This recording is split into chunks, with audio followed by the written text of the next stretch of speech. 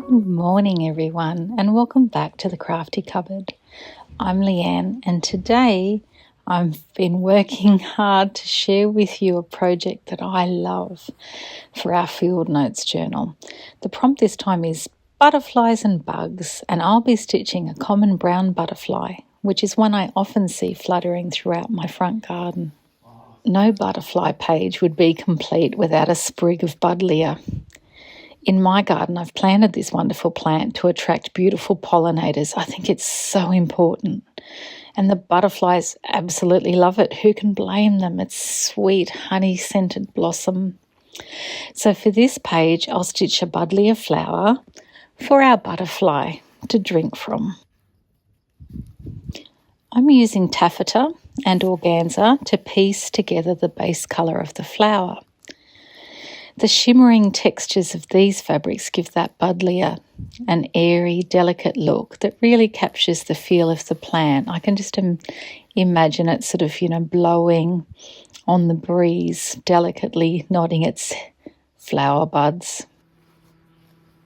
For the flowers, I'll be using lazy daisy stitches in this beautiful lilac silk thread. Looking closely at the Buddleia flower, you can see that each little flower bud has 5 petals, and so I'll be putting 5 petals in.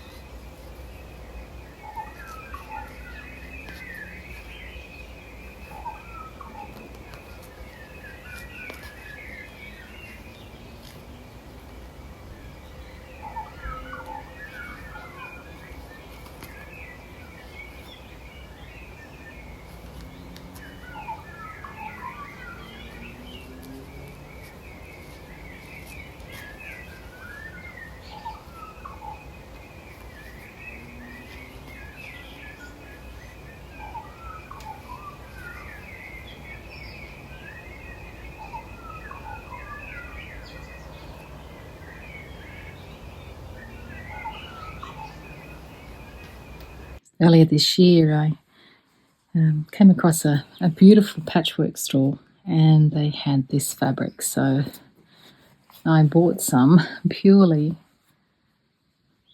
to have access to these exquisite butterflies. I knew that it would come in handy. For a long time I've wanted to stitch butterflies, and this makes the process so much easier when you've got these beautiful assorted sizes and colours to play with. But I am going to colour as I stitch the butterfly to be the colour of the common brown. It's lovely to come home in the afternoon and see butterflies dancing around together. And for many, many, many days in a row, I came home to the fluttering butterflies. And then sadly one day I came home and saw sitting on the bonnet of my daughter's car, was this one whose life had come to an end. And so I very carefully picked it up and placed it in this container. And I've been studying it for many months, just looking at its form, its shape, the pattern of its wings. And so I've picked this butterfly today to use from the fabric, but I'll be using these colours to match the colours of the brown butterfly. And the common brown is darker in these parts of the wings and lighter on the edges. And so that's how I'll be stitching today. Pusscat. Does anyone else have an elderly cat? They become very, very talkative.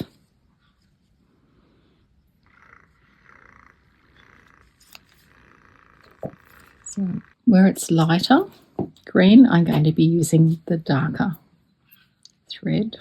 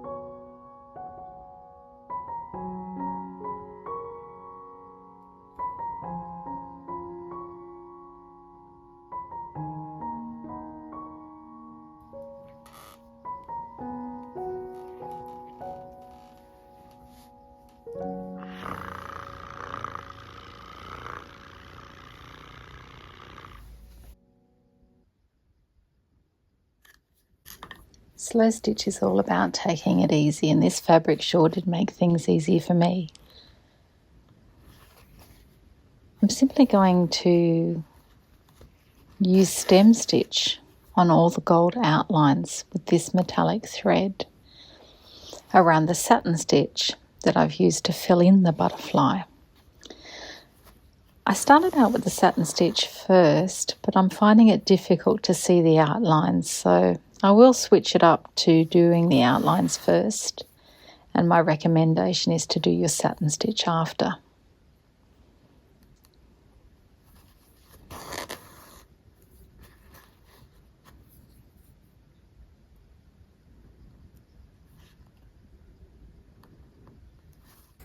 Working on a raised pillow allows you to protect your posture, so it brings your work up to the height where you can sit in a comfortably upright position, and it gives something soft for your hands to rest upon.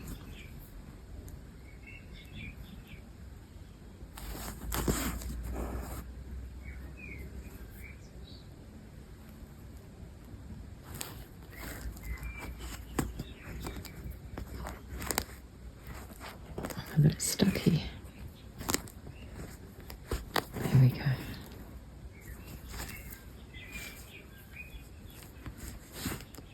Now, I've discovered that when I do satin stitch in one motion like this,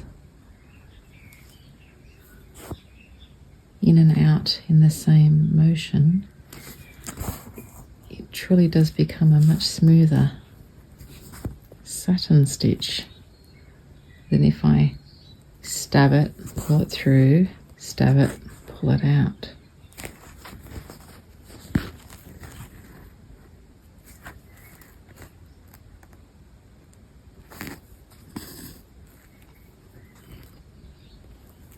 So in and out.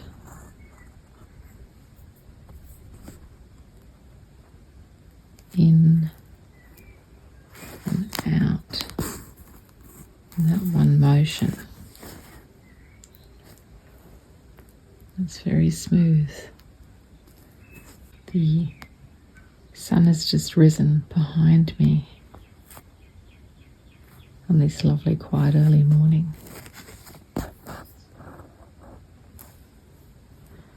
This way you can see the dappled light across my work.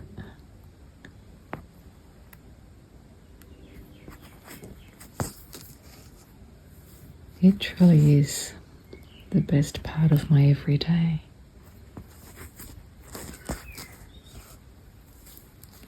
Every day, get up and do something that fills you with joy to fuel you through your day.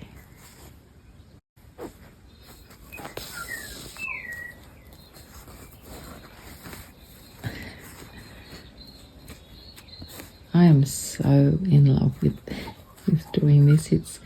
I can't tell you how good it feels. It's just so flexible and sort of solid, and these edges here are getting a lovely raised, puffy feel to them. Just beautiful.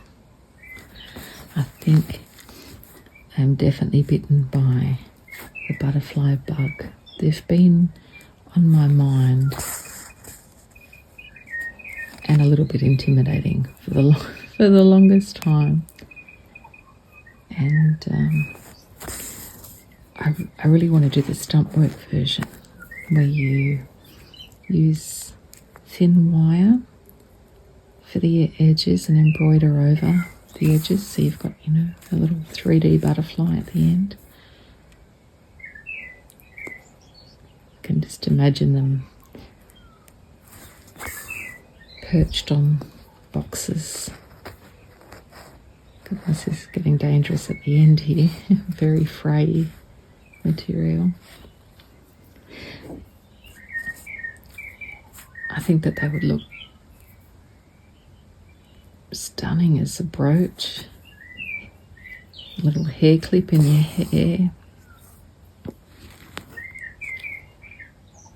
I have to cut this before we go on.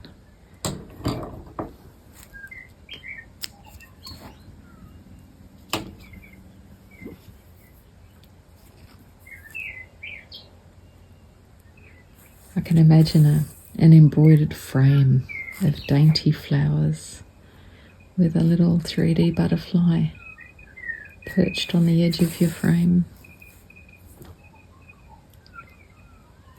Wouldn't that be fun?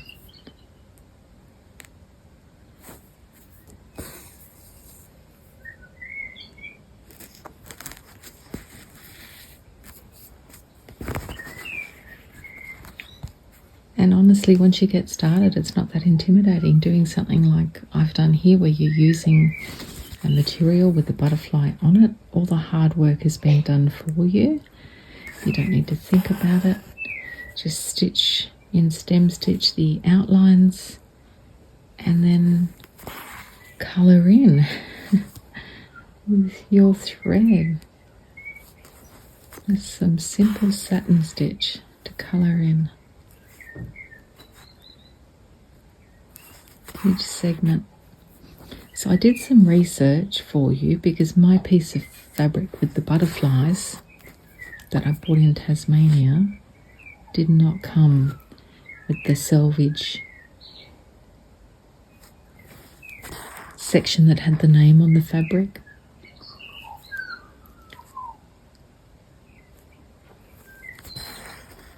So I went searching on the internet and I found that this fabric is by Lisa Chandler of Chandler's Craft Cottage.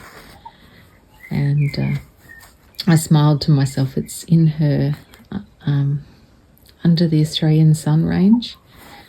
And I already have fabric in that range that I made my knitting bag out of. Lisa's fabrics are just absolutely beautiful.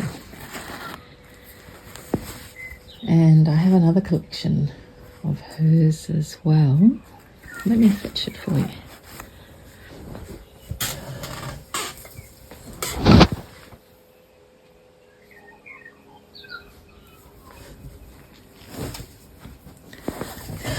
Look at this bundle. This is Melba.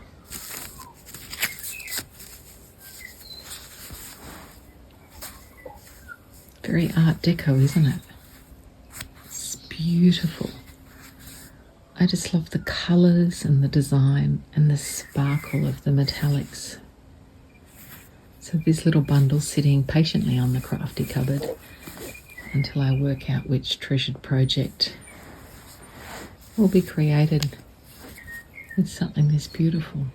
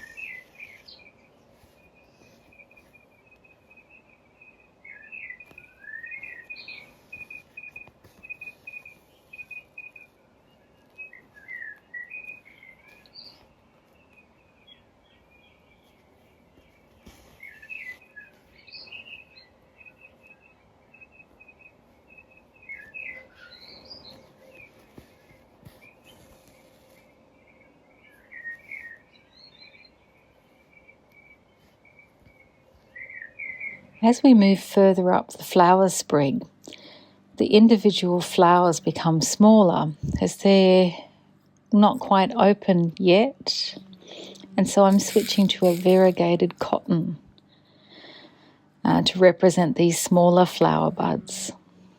The play of colour and texture in the thread just really brings out the delicate, beautiful nature of the Buddleia blossoms.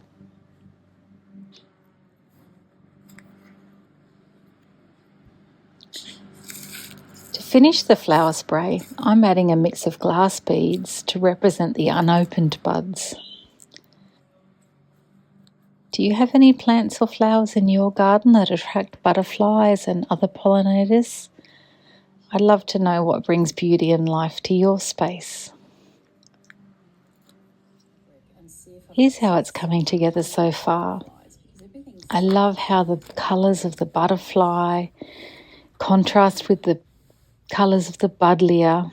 The lilac threads and the glimmer of glass beads remind me of bright summer days in the garden, watching the butterflies dance among the flowers. I find that when I stitch, it's like all time slows down. Stitching the butterfly and the Buddleia together feels like bringing my garden indoors and capturing that scent of warm sun and honey blossom. These little feet and legs are, you know those flower stamens where there's a little bud at the top and they often are in the centre of fake flowers? I've snipped the bud off so that it's just the wire. It's not even wire, it looks like It's capturing a little piece of that nature on fabric. And as I work, all worries, all outside thoughts disappear.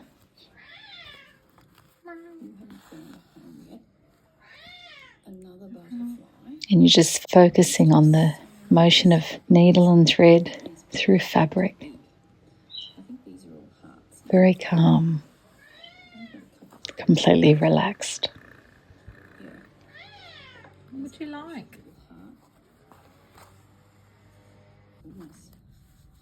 Each tag has, it's not going anywhere. We're going to do that, guys.